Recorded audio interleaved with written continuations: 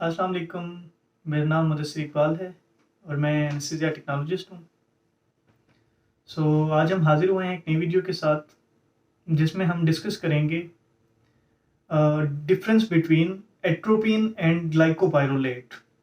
काफ़ी लोग इसके बारे में क्वेश्चन करते हैं कि इनकी डोजेज़ में क्या डिफरेंस है और किस कंडीशन में क्या यूज़ करना चाहिए।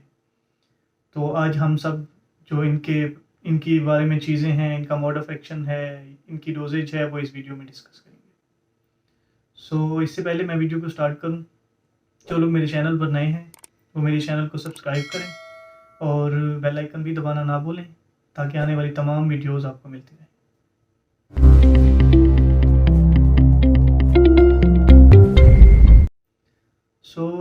वीडियो को स्टार्ट करते हैं। अब एट्रोपिन और ग्लाइकोपाइरोलेट दोनों जो ये एजेंट हैं एंटी कोलिनर्जिक एजेंट है, मतलब कि कोलिनर्जिक एंटागोनिस्ट हैं। जो नॉर्मल फंक्शन हमारी बॉडी के होते हैं, जो कि एसिटाइल कोलिन करवाती है, उन सारे फंक्शंस का मतलब ये को एंटागोनाइज करते हैं। और किस तरह से ये करते हैं, ये जो हमारी बॉडी में जो कोलिन मतलब एसिटाइल कोलिन के लिए जो रिसेप्टर्स हैं उनकी दो टाइप्स होती हैं। उनमें एक निकोटिनिक रिसेप्टर होता है, दूसरे होते हैं मुस्करिनिक रिसेप्टर्स। तो जो एंटी कोलिनर्जिक एजेंट हैं एट्रोपिन और ग्लाइकोपाइरोलेट, ये मुस्करिनिक रिसेप्टर्स को ब्लॉक करते हैं।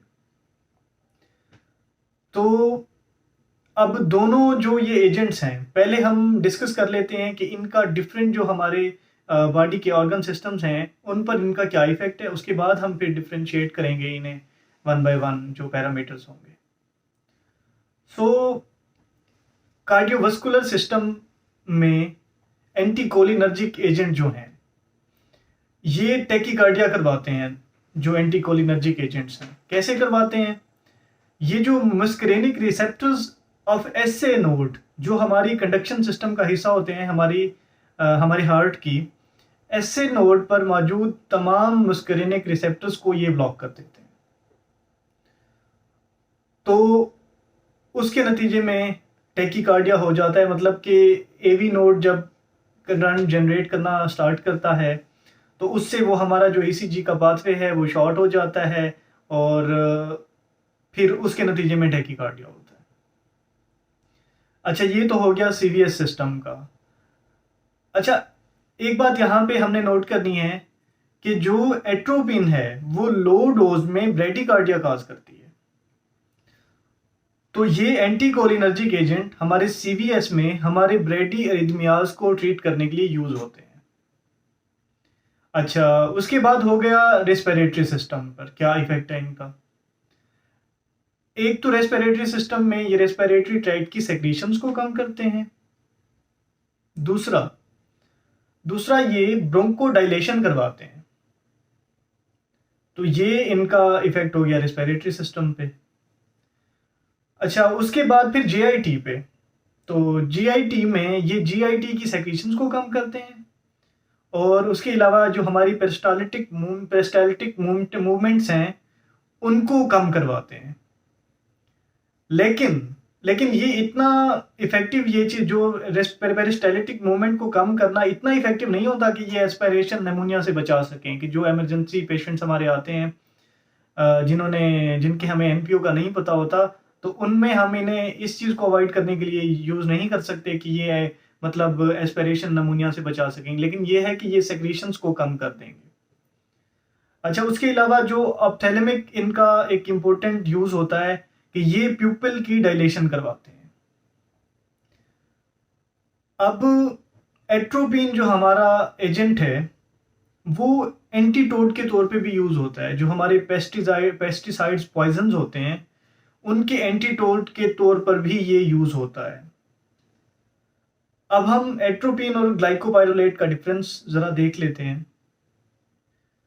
एट्रोपिन जो है वो खास तौर पे ब्रेडिकार्डिया को ट्रीट करने के लिए यूज होता है क्योंकि वो टैकीकार्डिया ज्यादा करवाता है। तो उसकी जो डोजेज होती है हमारे पास वो 0.01 mg पर kg से 0.02 mg पर kg होती है, जो कि एक अडल्ट पेशेंट 60 kg वेट हम मोस्ट कॉमन यूज़ करते हैं, आइडियल वेट किसी भी एडल्ट का, तो उसकी हमारे पास जो डोजेज बनती है वो 0.6 mg बनती है, 0.6 mg से लेके 1.2 mg तक।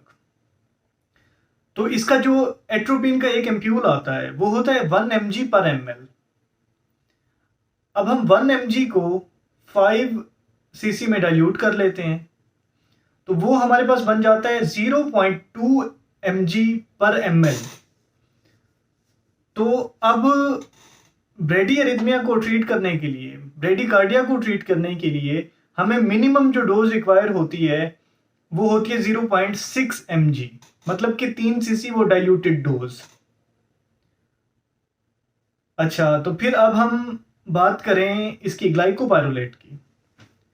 ग्लाइकोपाइरोलेट भी टैकीकार्डिया करवाता है, लेकिन वो मतलब लेकिन उसका ना जो मार्क्ड इफेक्ट नहीं होता, मतलब मॉडरेट सा इफेक्ट होता है टैकीकार्डिया का। उसका जो मेन इफेक्ट है ना वो है सेक्रीशंस को कम करना, टू रिड्यूस सेक्रीशंस, तो इसीलिए हम उसे प्री मेडिकेशन के तौर पर यूज करते हैं। तो ग्लाइकोपाइरोलेट की जो हमारे पास डोजेज होती है वो होती है 0.005 mg से 0.01 mg पर kg जो होती है, तो वो हमारे पास बन जाती है 0.3 to 0.6 mg। तो अब उसका जो एक एम्प्यूल आता है वो होता है 0.2 mg पर ml आता है। तो फॉर एग्जांपल अगर हमारी डोज बनी है 0.3 mg, तब हमें एक अडल्ट पेशेंट के लिए 60 kg के वेट के पेशेंट के लिए हमें मतलब 1 और आधा एम्प्यूल रिक्वायर होगा। और अगर तो हमारी डोज बनी है 0.6 0.01 के लिहाज से, तो वो फिर हमें हमारा जो क्या कहते हैं, हमें 3 एम्प्यूल रिक्वायर होंगे हमारी डोजेज के लिए। लेकिन इन दोनों का डिफरेंस ये है कि जो एट्रोपिन है वो मार्क्ड टैकीकार्डिया करवाता है, जबकि जो ग्लाइकोपाइरोलेट है वो सेक्रीशंस को ज़्यादा रिड्यूस करता है बनिस्बत के टैकीकार्डिया करवाने के। तो इसीलिए हम इन्हें दो अलग अलग सिचुएशंस में यूज़ करते हैं, ग्लाइकोपाइरोलेट को as a premedication drug to reduce secretion, also to मतलब उनकी मतलब रिदम को भी मैनेज करने के लिए। जबकि जो हमारा एट्रोपिन है वो सिर्फ खास तौर पे वो क्या कहते हैं अपना सिर्फ टैकीकार्डिया करवाने के लिए, मतलब ब्रेडिकार्डिया को ट्रीट करने के लिए यूज होता है। तो अब ये है कि फिर इनकी जो कॉम्प्लिकेशंस हैं इनके यूज की, इनकी ओवर डोजेज की, तो उनके कुछ साइंस होते हैं जिनसे हमें पता चलता है कि मतलब क्योंकि एक ये करते हैं कि ये जाहिर है सेक्रीशंस को कम करते हैं, तो ड्राई माउथ से पता चलेगा।